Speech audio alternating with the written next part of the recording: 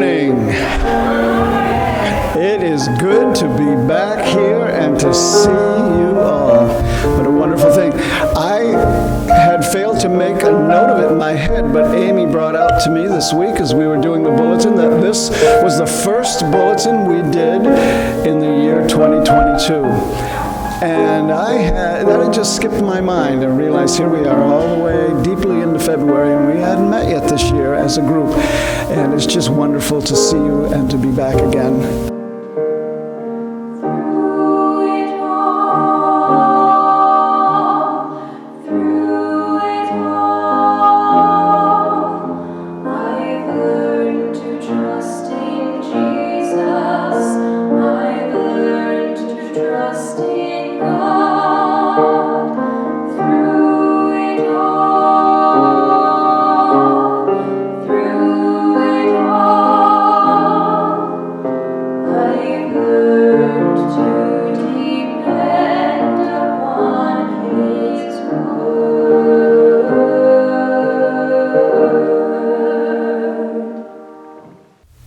Good morning, beautiful people.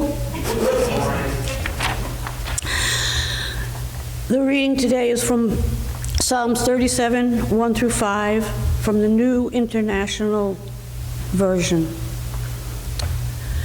of David. Do not fret because of those who are evil, or be envious of those who do wrong. For like the grass, they will soon wither. Like green plants, they will soon die away. Trust in the Lord and do good. Dwell in the land and enjoy safe pasture. Take delight in the Lord, and he will give you the desires of your heart. Commit your way to the Lord. Trust in him, and he will do this.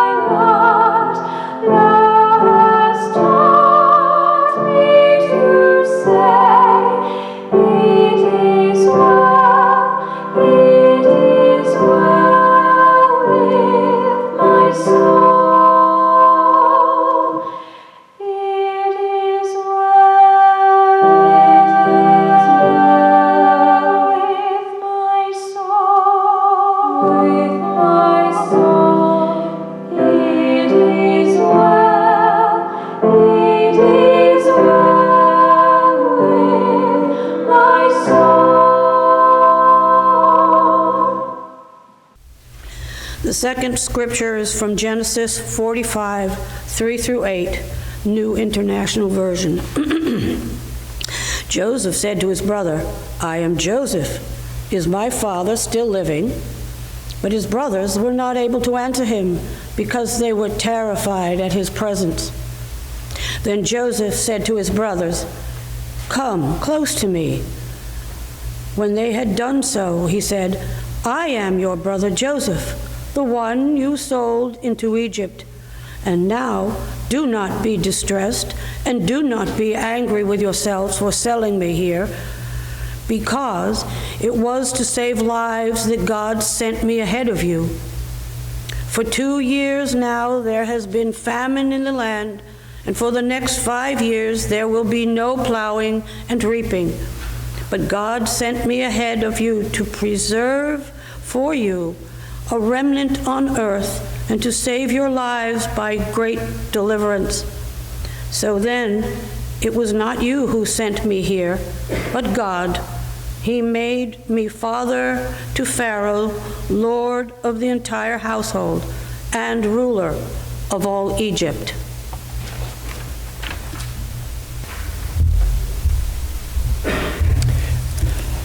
Beautiful. Thank you.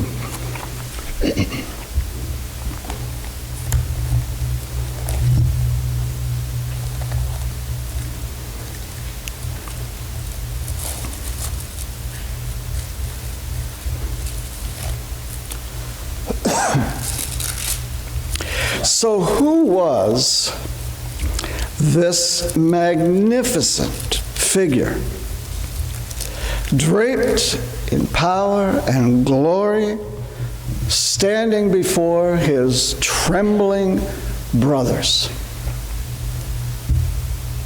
Who was this broken man who wept so loudly that everyone in the palace heard him and reported it to the Pharaoh?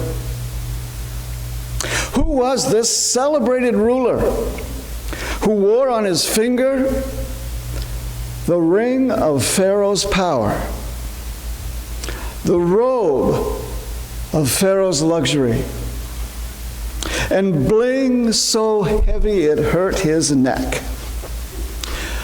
Nobody did bling like the Egyptians.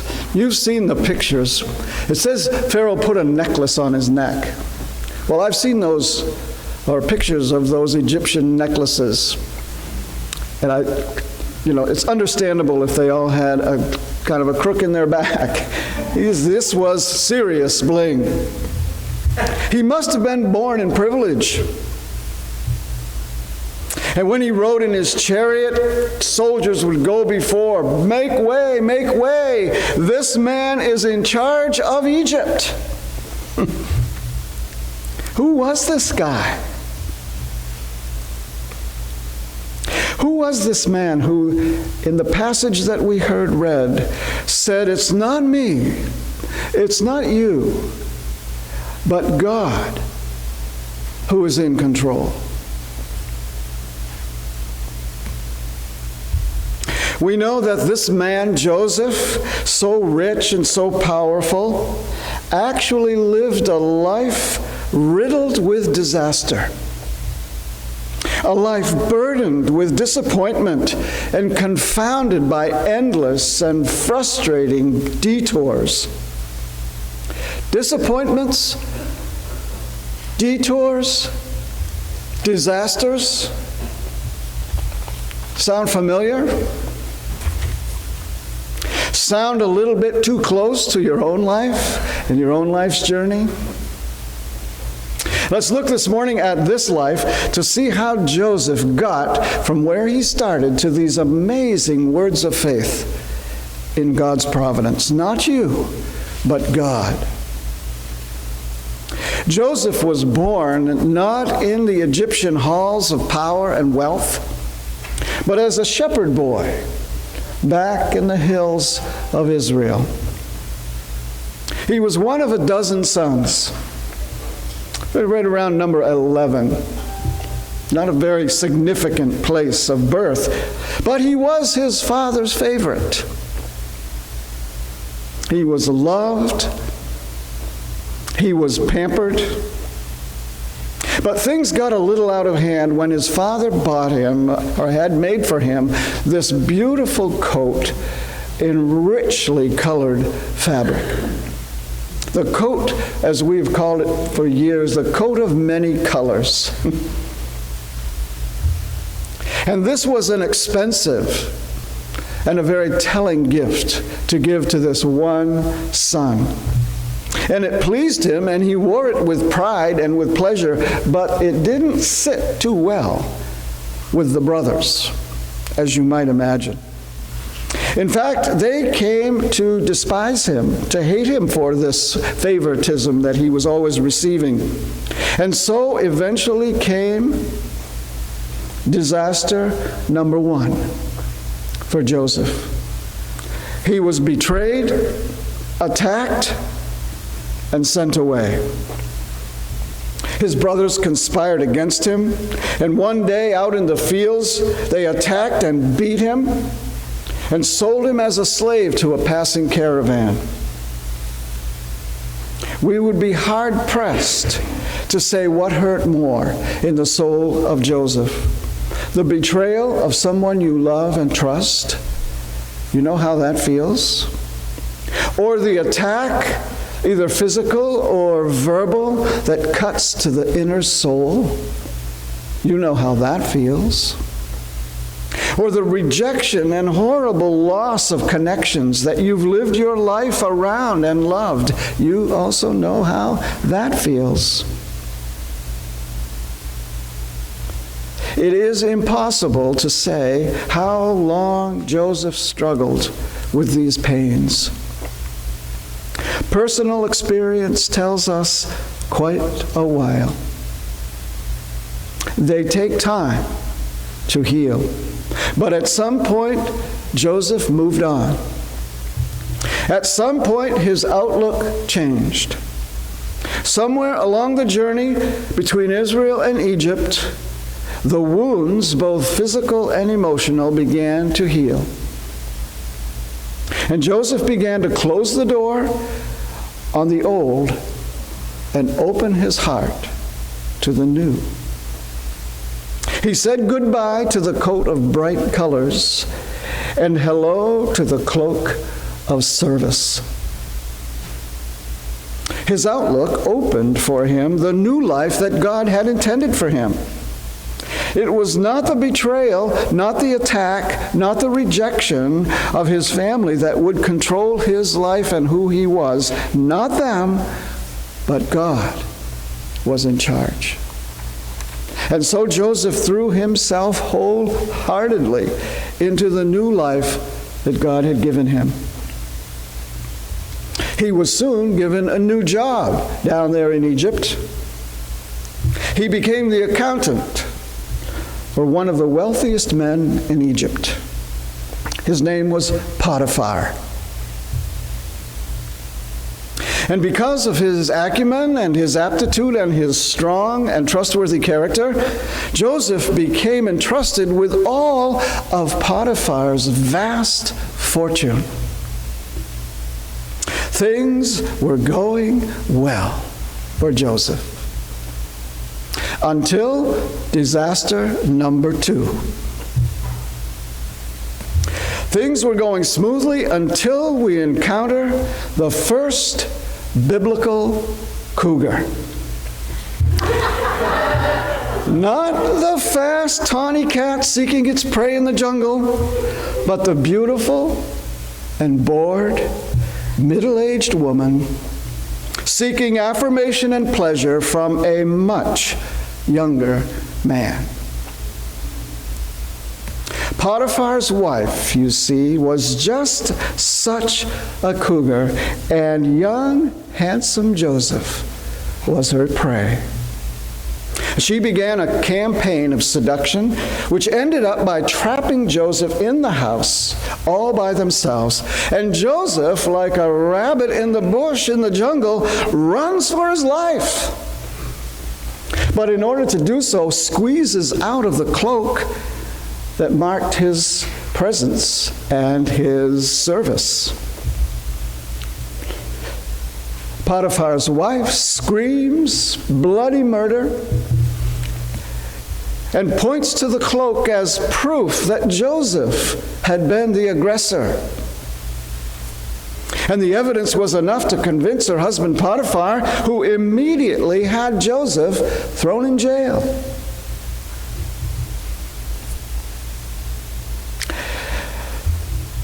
You know what Joseph felt as he huddled inside that jail cell. Ever been falsely accused? You know how he felt. Ever been pronounced guilty in spite of the fact that you are obviously innocent? You know how that feels. Ever watch the truly guilty get away with their wrongdoing? We know how that feels. And if so, you know the mind of Joseph. And again, we're left in the dark about the internal process of Joseph. How long did he take? How long did he mope in that jail cell, deep in self-pity? How long did he fantasize about revenge? We don't know. What we do know is that at some point, Joseph saw the situation differently. It was not Potiphar's claw-bearing wife who would be his destiny. Not her, but God is in control.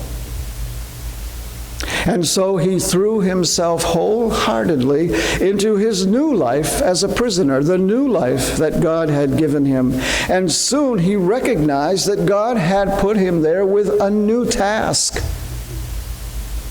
His new job involved the interpretation of dreams. He had always had this interest. He'd had dreams as a kid. He had this fascination with dreams. He recognized the untold value of dreams, and now, locked away in prison, talking deeply and intimately with the other inmates, he put those gifts to work. And so the boy who was a shepherd and the young man who had turned into an accountant now became the dream interpreter. We might say he became a Freudian psychologist in his work there. And things went beautifully there in the jail with his new God-given job. Life was good as the Sigmund Freud of the jail cell until disaster number 3. Called, tested, and given the mission impossible. While our young Sigmund labored in jail, Pharaoh had a dream. And neither he, nor the Pharaohess, nor any of the wise advisors and magicians could figure out what this dream meant. And he called on everybody, and nobody had an answer. The dream was a very interesting one. He dreamed he was standing beside the Nile River, and up out of the river came 7 fat, beautiful cows.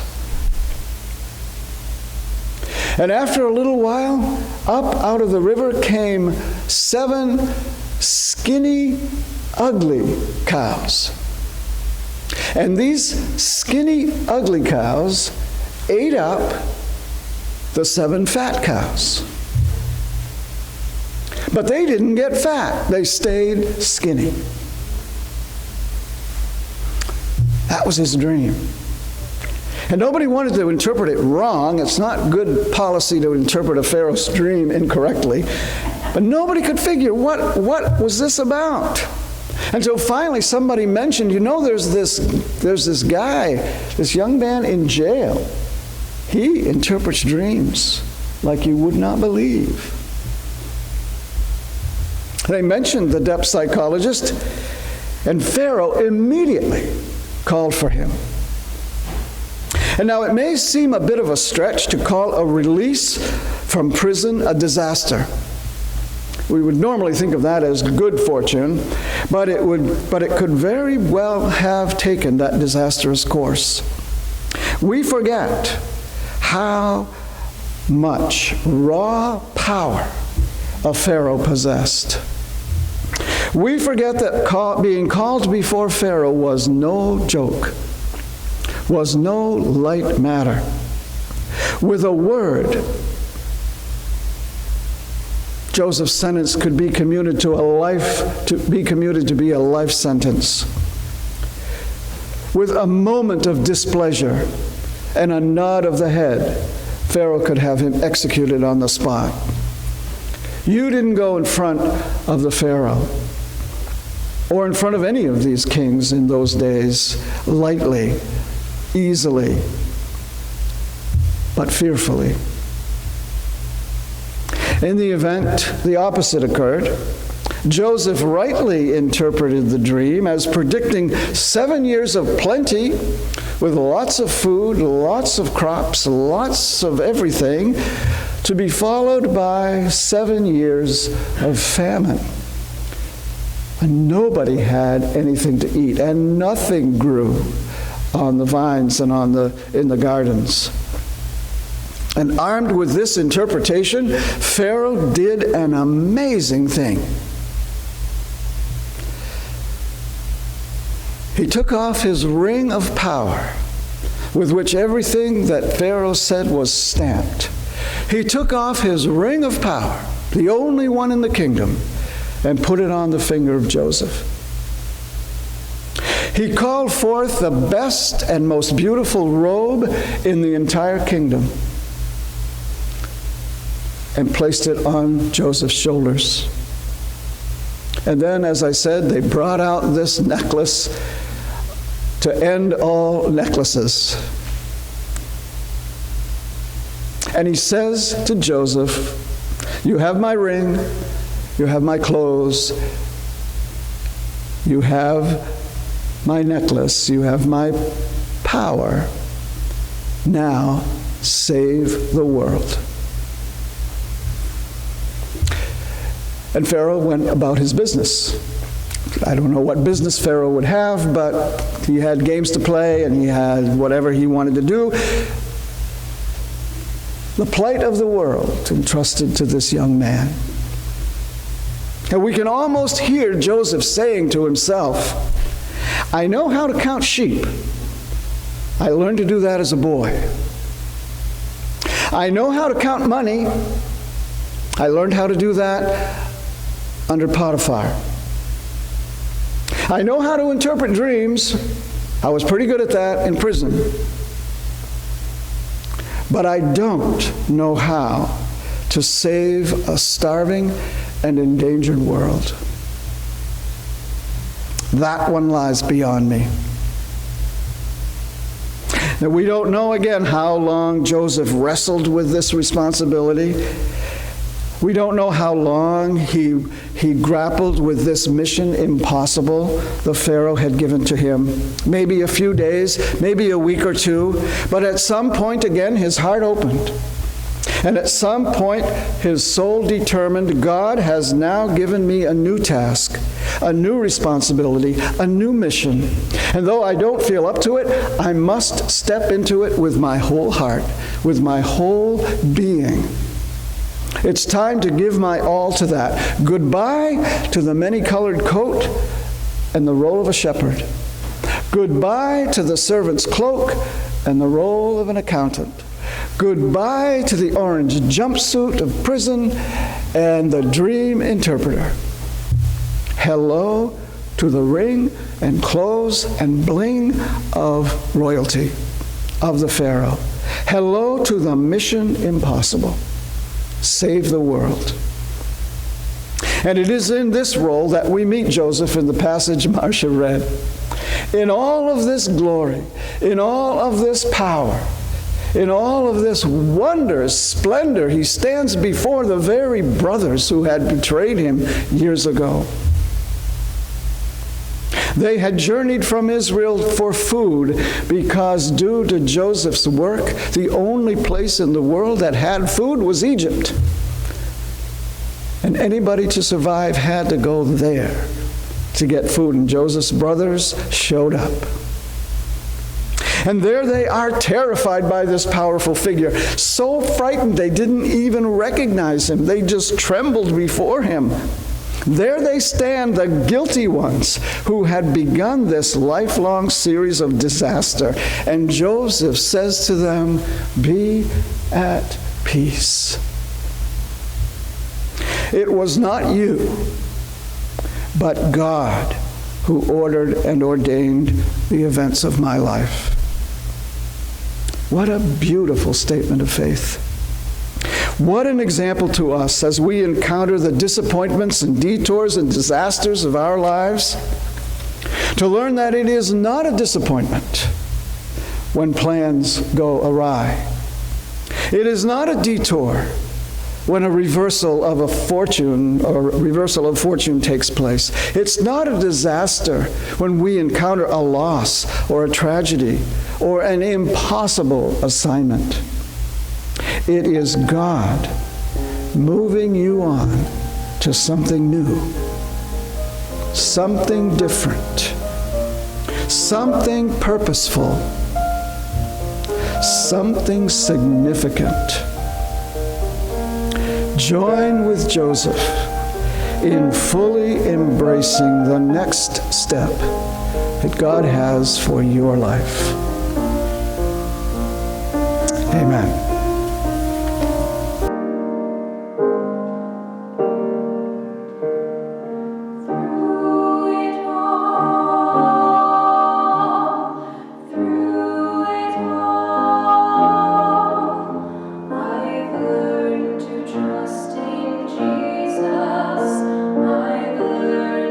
Trust in